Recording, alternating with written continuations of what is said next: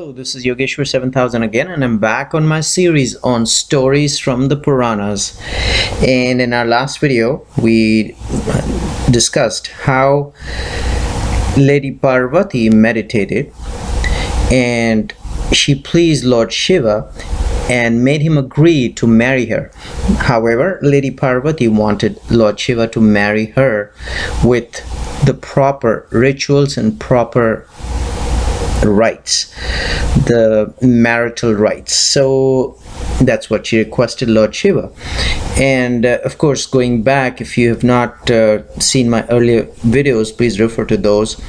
The whole purpose of Shiva and Parvati's marriage was one, that Lady Parvati was actually a reincarnation of Devi Sati, who had committed suicide because of the insult given to her husband Shiva in her past birth, and was reborn again as Devi Parvati.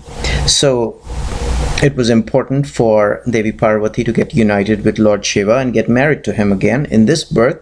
And also, since the demon Tarkasur had created havoc, and as per the boons given by demon Tarkasur, that he could only be killed by Shiva's son and nobody else, it was imperative for Lord Shiva and Lady Parvati to get married, or Devi Parvati I should be saying rather, and have a son who could destroy and kill Tarkasur, the great demon Tarkasur. So after Devi Parvati meditated on Lord Shiva agreed to get married to her. However, she wanted to get married with proper social and religious rites. So she requested Lord Shiva to do that, and Lord Shiva did agree. And he sent the great Saptarishis, and Saptarishis are the great sages, the 7 great sages. And he called on upon them, and he requested them and asked them to go to King Himalaya, whose daughter Parvati was in this birth, and send a message through the great sages, to the 7 great sages, the Saptarishis, that he wished to marry King Himalaya's daughter Parvati. When the 7 great sages went to King Himalaya, he was very happy to see the sages. And when he learned that Lord Shiva wanted to marry his daughter Parvati, he was even more delighted. And a date was fixed for the marriage. And as the day of the marriage dawned, Gandharvas, and Gandharvas are singers of the heaven, which sing in the court of the king of heavens, Lord Indra, and the Apsaras, who are the dancers who dance in the court of King Indra of the heavens, they dance. So the Gandharvas sang and the Apsaras, the dancers, danced.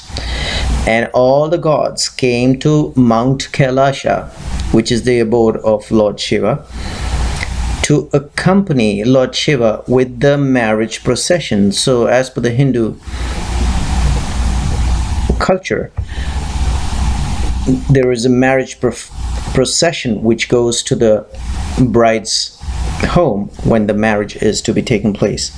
So all the gods came down to Mount Kailasha, and they came down to Mount Kailasa to accompany Lord Shiva for the same procession. And as far as the bride's father, King Himalaya, is concerned, he was also ready for that. He had built many gates in front of his big palace and had placed flags on them. And it was decorated beautifully. King Himalaya's residence was also decorated beautifully, and it could not be described in words. That's what is mentioned in the great Puranas. And when the marriage procession arrived at the home of King Himalaya, Parvati's mother Menka came out and she said, well, let me see Shiva, my son-in-law, or my would-be son-in-law rather. And my daughter Parvati has performed a lot of penance and tapasya and meditation to get Lord Shiva as a husband. So I'm assuming that Lord Shiva would be exceedingly handsome. That was in the mind of Menka, who was Devi Parvati's mother. So when she came out of the house, the first person Menka, the mother of Devi Parvati, saw was Vishwavasu, who was a king of the Gandharvas. And Gandharvas, I just explained to you, are the celestial singers. And Vishwavasu was an extremely handsome personality. And at first, Menka thought that this was Lord Shiva. But when she was told that this was only a singer who entertained Shiva, she thought that Lord Shiva would be even more handsome than Vishwavasu. And then her eyes saw the handsome Kubera, the god of wealth. And then she thought, maybe this is Lord Shiva. However,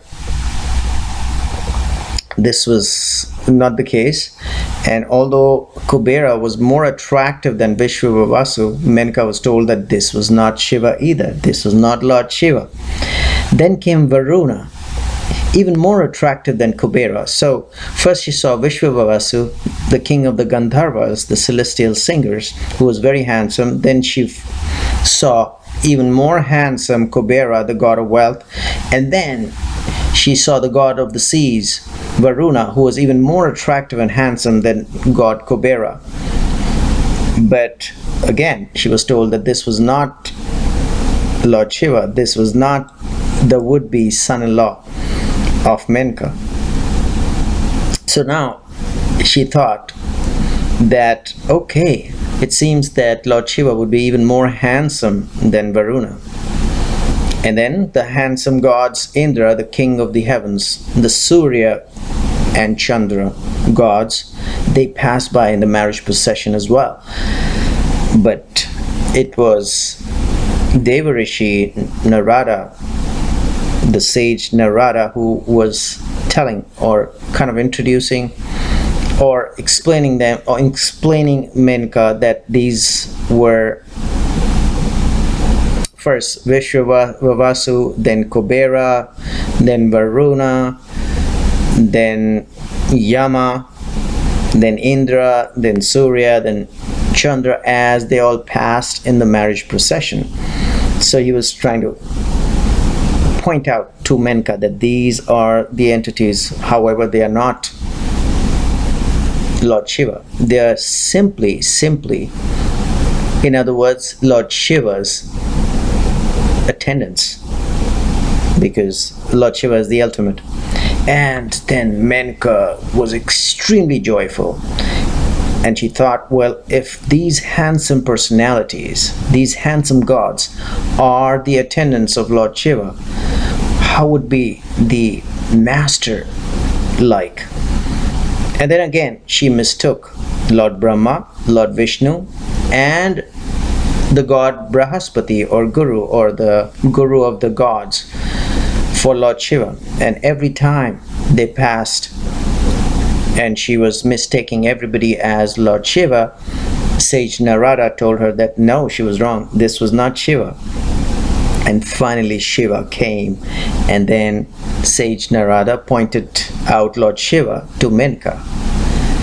And as soon as she saw her would-be son-in-law, Menka was shocked, and she felt unconscious. What she saw was, and why was she unconscious? Well, what she saw was Lord Shiva was surrounded by ghosts and spirits from all sides. And the faces of the ghosts and spirits were fierce. They had dark complexions. And Lord Shiva himself rode on a bull. He had 3 eyes, 5 faces, and 10 arms. Of course, we've talked about the third eye of Shiva. We know that Shiva has 5 faces, and we know that Shiva has 10 arms. His whole body was smeared with ashes, and then moon was placed on his forehead. It was actually adorned on his forehead. He was dressed in a tiger skin, and a garland of skulls hung around his neck. No wonder Menka fainted. And when she recovered, she began to scold her husband Himalaya, sage Narada, and her daughter Parvati for the big misfortune and the big mistake they are committing. Lord Brahma and the other gods tried to pacify Menka, but to no avail. And then Lady Menka said, I am not going to permit my daughter to be married to Shiva. I will give her poison instead. I will throw her into a well and kill her instead of getting her married to Lord Shiva.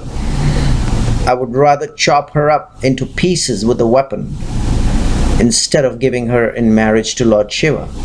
I will throw her into the sea instead of marrying her to Lord Shiva. I will kill myself if she has to marry Lord Shiva. I'm going to get my daughter Parvati married to somebody else, and definitely not to Lord Shiva. However, Parvati had resolved that she is not going to marry anybody else than Lord Shiva. And again, Lord Vishnu tried to pacify Menka, mother of Devi Parvati, but he was not successful either. Finally, sage Narada then came up to Lord Shiva and requested him, please display your beautiful form. And Lord Shiva agreed. And this form is a divine form of Lord Shiva, which is shown only to the devotees and extreme devotees to Lord Shiva. And as soon as Shiva appeared or changed himself to that beautiful form, everybody in the marriage was mesmerized by his beautiful form. Even Menka, who just a moment ago was shocked to see Shiva smeared with ashes and surrounded by ghosts, so on and so forth, and was not ready to give her daughter in marriage to Lord Shiva. And in this beautiful form, Lord Shiva's body shone like 1,000 suns, and a crown sparkled on his head. His clothes were glittering, and his jewels even put the stars to shame. They were so beautiful and full of luster. And then Menka, Parvati's mother, begged Shiva for forgiveness and her foolishness. And of course, now there were no further hindrances or obstacles to the marriage. And under Lord Brahma's supervision, why Lord Brahma's supervision? Because he's the ultimate Brahmana. The marriage ceremony took place. And after getting married, Lord Shiva and Devi Parvati returned to Mount Kailasha, their abode. So this was a story directly from the Puranas. This is not out of fiction, and this explains, in the previous video we saw how Devi Parvati had Lord Shiva agree to the marriage, and in this video we saw how Lord Shiva came in the marriage procession with full social, cultural and religious rites, accompanied by the gods and the sages and all of his attendants, and came up and got married to Devi Parvati. And after getting married, Lord Shiva and Devi Parvati returned to Mount Kailasha. Hopefully you enjoyed this video. In the meanwhile, I will recommend subscribe to my channel and check out my website. There is a link below, and I will see you with an interesting topic. Actually, as a matter of fact, I will see you with the continuation of the stories from the Puranas very soon. Goodbye.